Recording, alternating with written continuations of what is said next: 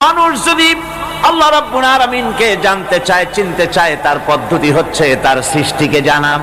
তার সৃষ্টির মাধ্যমেই তাকে চেনা যাবে।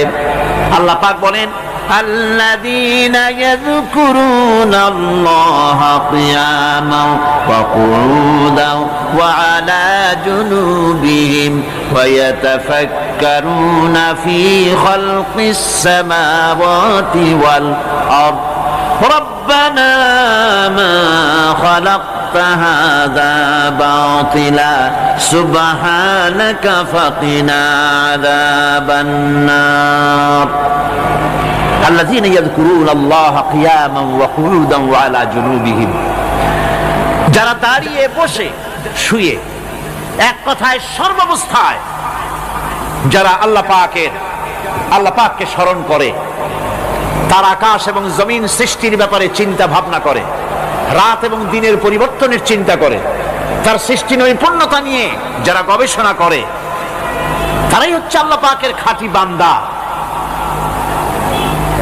একজন সত্যানুসন্ধানী চোখের সামনে যখন নিখিল বিশ্বের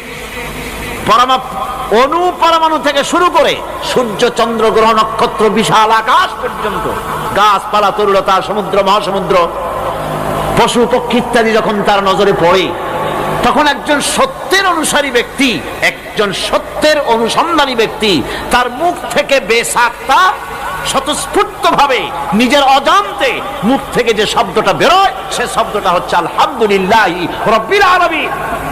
সমস্ত প্রশংসা হচ্ছে ওই আল্লাহ পাকের, যিনি এগুলিকে সৃষ্টি করেছেন। আর মানুষ যদি আল্লাহ রাব্বুল আলামিনকে জানতে চায়, চিনতে চায়, তার পদ্ধতি হচ্ছে তার সৃষ্টিকে জানা। তার সৃষ্টির মাধ্যমেই তাকে চেনা যাবে।